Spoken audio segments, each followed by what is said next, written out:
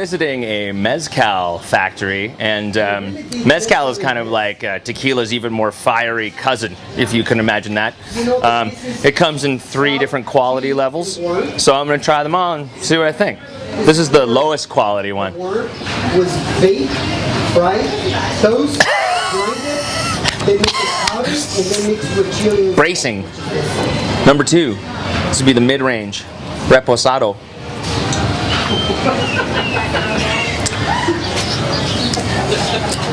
Also somewhat bracing. Now, for the añejo, this is the top quality, good stuff. Give him a line. Give that guy a line.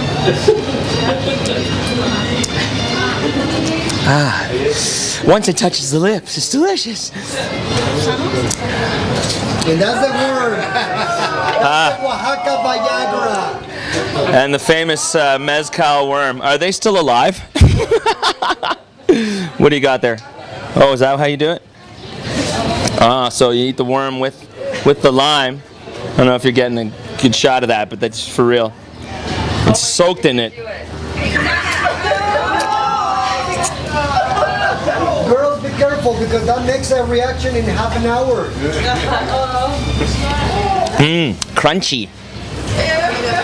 Delicioso. Delicioso. Muchísimas gracias. All right. Mike, I was licking your cactuses again, Mike. Help me, Mike. The acorns in Mexico are huge, huge. This job sucks. Don Quixote, what an incredible coincidence to run into you here. I didn't know that you were in Mexico. When did you leave Spain and come over here? Oh, really? So are you working for the mezcal factory? Is that the deal? Like, public relations? Ah, okay. Have you ever considered the fact that you look a lot like Pinocchio? No. Okay. I think I actually angered Don Quixote. I don't want to get hit.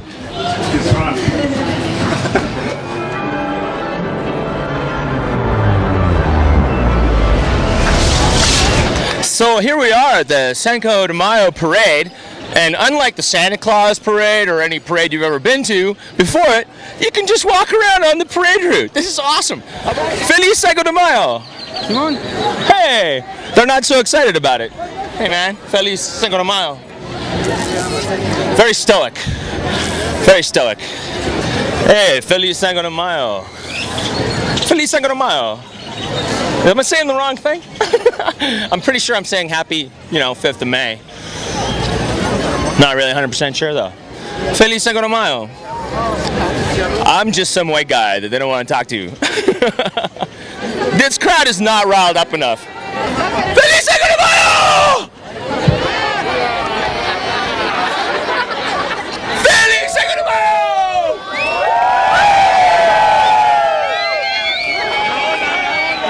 Okay, the way!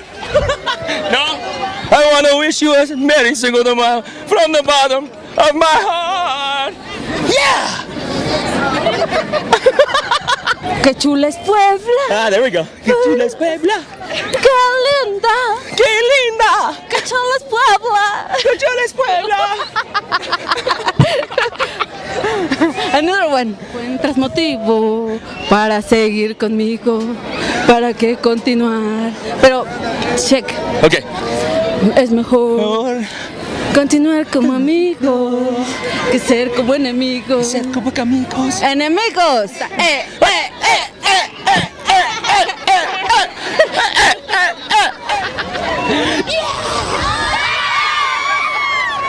¿Y para la seguridad, para la procesión? ¿No dice? Oh, no problem. Lo siento.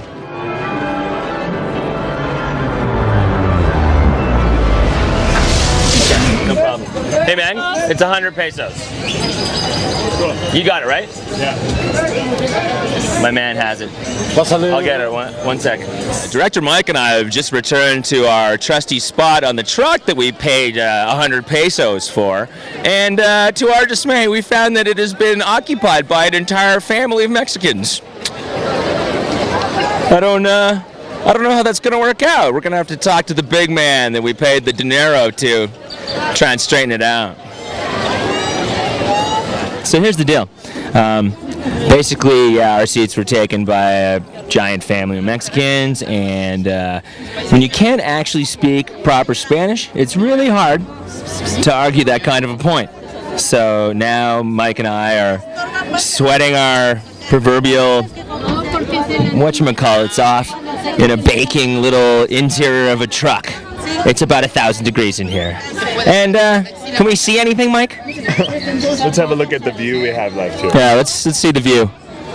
Yeah, it's good. Just goes to show you. Never leave your seat at a parade. Is the parade on right now? All right. I guess the parade starts off with a little show of military force, just kind of a reminder to the French not to freaking mess with Mexico. They've got their sombreros turned back at a Johnny angle. These guys are coming with the machetes.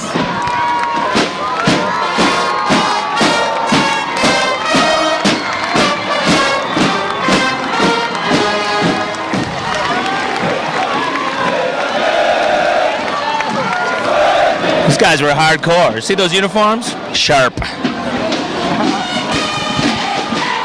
Oh my God.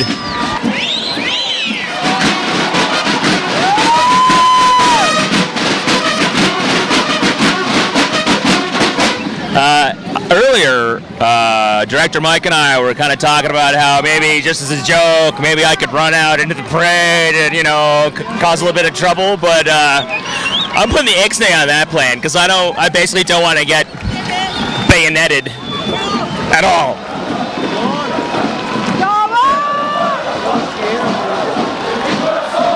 Here we have a group of what looks like some hardcore Marine types in full facial camouflage, which is of course important in a parade setting.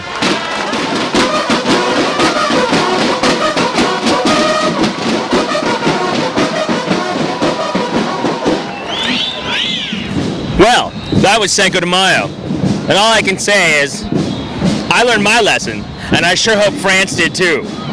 Don't mess with Mexico.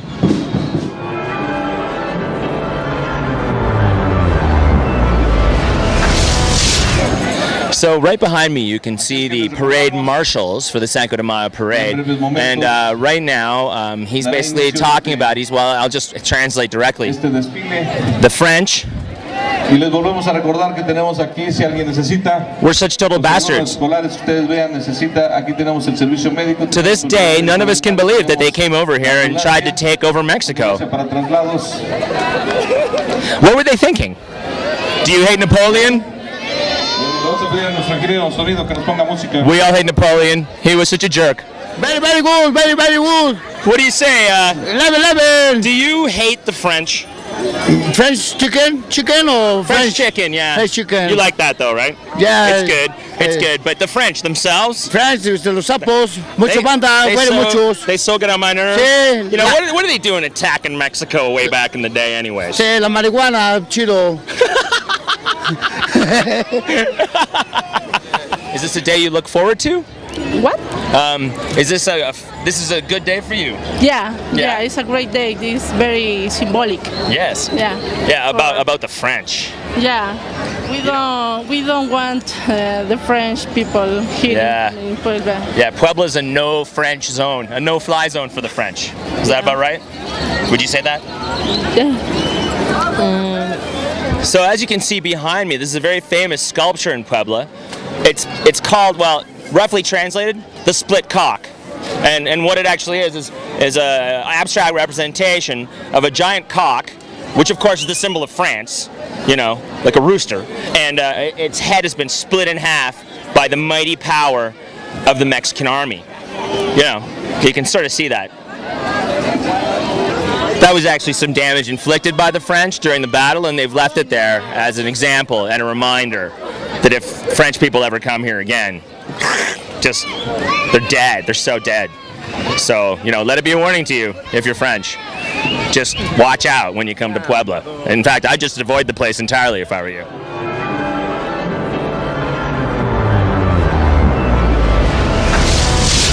Well, after driving through a crazy lightning storm and a beautiful mountain drive, we've been kind of stopped because of some road construction, and there's some muchachos up here that are playing some groovy tunes. Let's go check it out.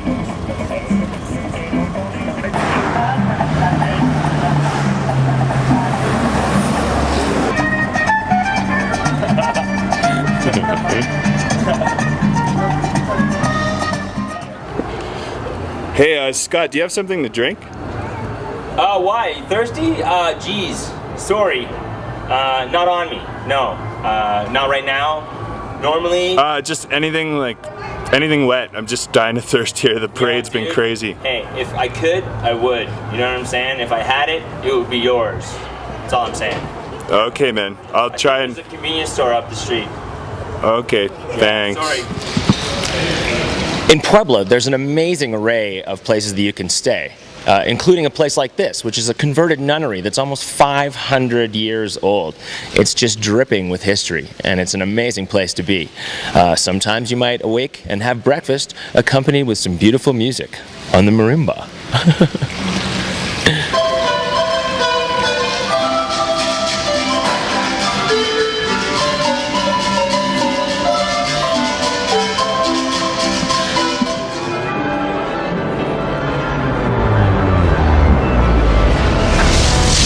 Okay, so we get up to the top of the pyramid, or what we think is the top of the pyramid, but it turns out there's another pyramid on top of the pyramid.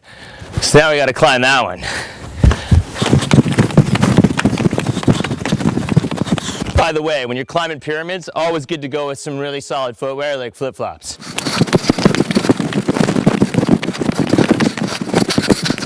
Whew! Okay, now I'm on the top of the pyramid. Holy moly.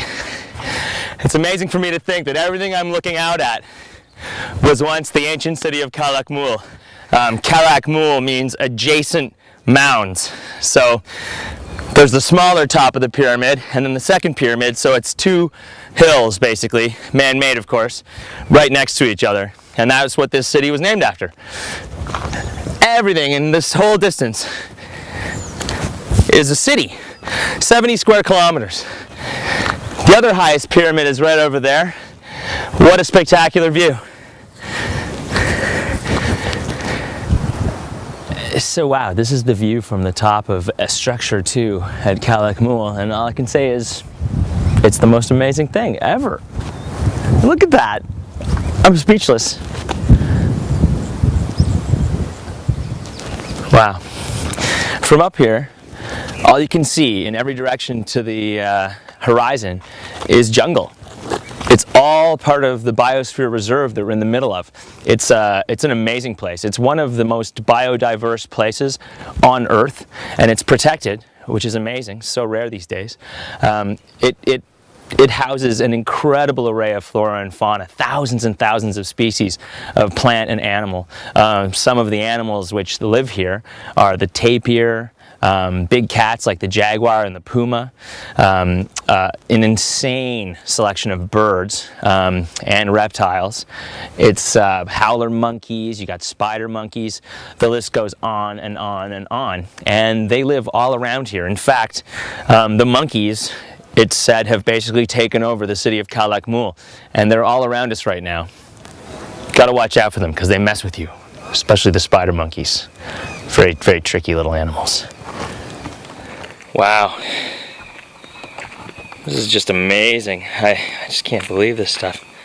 Oh, hola, señor. Oh, hola, amigo.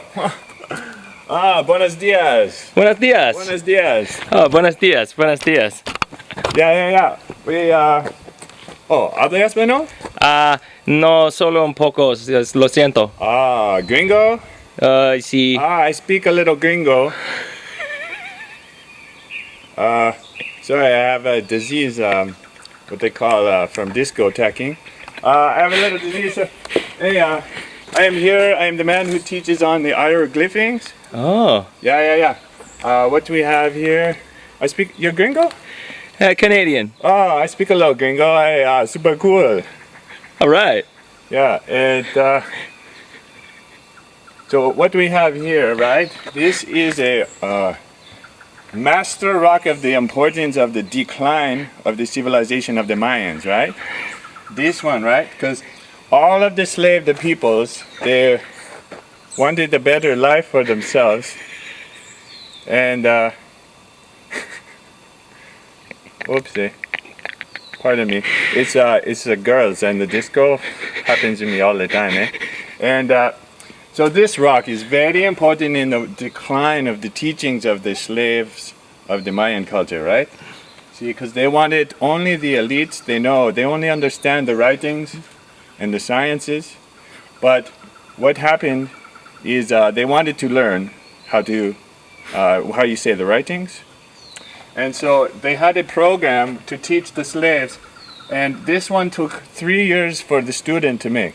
And what we have here is the double forked tongue snake into 2 pumas and what is this one? And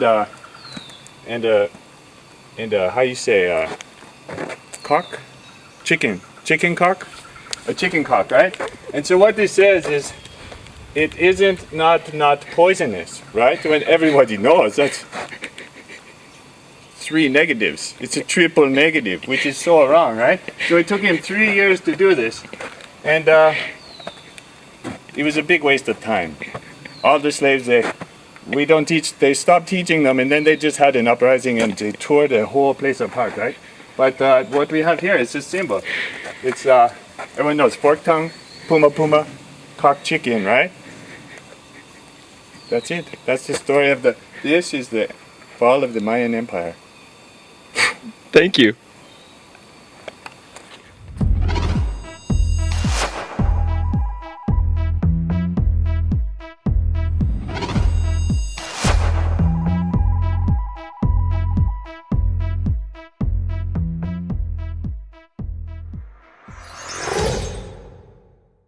Don Quixote, what an incredible coincidence to run into you here. I didn't know that you were in Mexico. When did you leave Spain and come over here? Oh, really? So are you working for the mezcal factory? Is that the deal? Like, public relations? Ah, okay. Have you ever considered the fact that you look a lot like Pinocchio? No. Okay. I think I actually angered Don Quixote. I don't want to get hit. Number 2. This would be the mid-range. Reposado.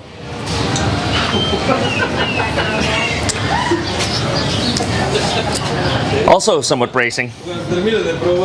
Now, for the añejo, this is the top quality, good stuff. Give him a line. Give that guy a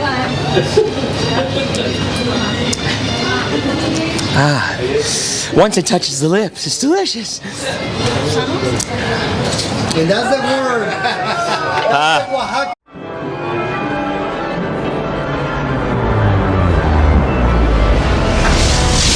Visiting a mezcal factory, and mezcal is kind of like tequila's even more fiery cousin, if you can imagine that. It comes in 3 different quality levels, so I'm going to try them all and see what I think. This is the lowest quality one. Was baked, fried, toast, grinded, then mixed with powder, and then mixed with chili. Bracing. Delicioso. Muchísimas gracias. All right. Mike, I was licking your cactuses again, Mike. Help me, Mike. The acorns in Mexico are huge. This job sucks. And the famous mezcal worm. Are they still alive? What do you got there? Oh, is that how you do it? So you eat the worm with the lime. I don't know if you're getting a good shot of that, but that's for real. It's soaked in it.